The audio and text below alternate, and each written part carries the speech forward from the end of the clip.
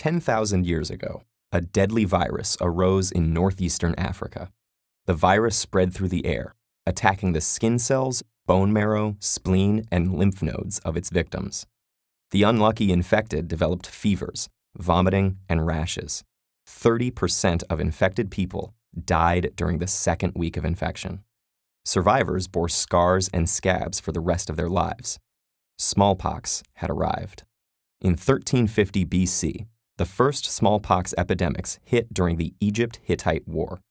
Egyptian prisoners spread smallpox to the Hittites, which killed their king and devastated his civilization.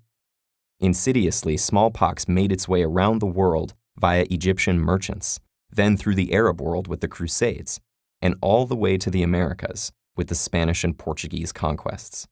Since then, it has killed billions of people, with an estimated 300 to 500 million people killed in the 20th century alone. But smallpox is not unbeatable. In fact, the fall of smallpox started long before modern medicine. It began all the way back in 1022 AD. According to a small book called The Correct Treatment of Smallpox, a Buddhist nun living in a famous mountain named Ome Shan in the southern province of Sichuan would grind up smallpox scabs and blow the powder into nostrils of healthy people. She did this after noticing that those who managed to survive smallpox never got it again.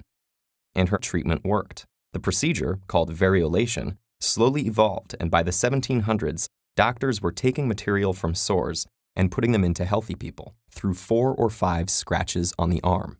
This worked pretty well, as inoculated people would not get reinfected, but it wasn't foolproof. Up to 3% of people would still die after being exposed to the pus. It wasn't until English physician Edward Jenner noticed something interesting about dairymaids that we got our modern solution. At age 13, while Jenner was apprenticed to a country surgeon and apothecary in Sodbury, near Bristol, he heard a dairymaid say, "I shall never have smallpox, for I have had cowpox. I shall never have an ugly pockmarked face." Cowpox is a skin disease that resembles smallpox and infects cows. Later on, as a physician, he realized that she was right.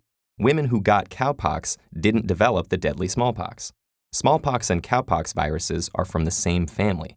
But when a virus infects an unfamiliar host, in this case cowpox infecting a human, it is less virulent. So Jenner decided to test whether the cowpox virus could be used to protect against smallpox. In May 1796, Jenner found a young dairymaid, Sarah Nelms, who had fresh cowpox lesions on her hand and arm, caught from the udders of a cow named Blossom. Using matter from her pustules, he inoculated James Phipps, the 8-year-old son of his gardener. After a few days of fever and discomfort, the boy seemed to recover. 2 months later, Jenner inoculated the boy again, this time with matter from a fresh smallpox lesion. No disease developed, and Jenner concluded that protection was complete. His plan had worked.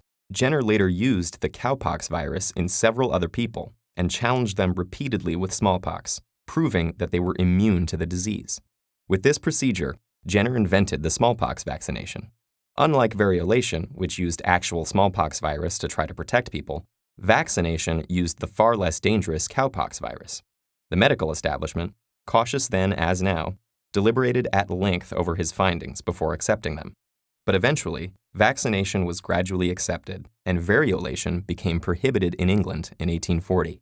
After large vaccination campaigns throughout the 19th and 20th centuries, the World Health Organization certified smallpox's eradication in 1979.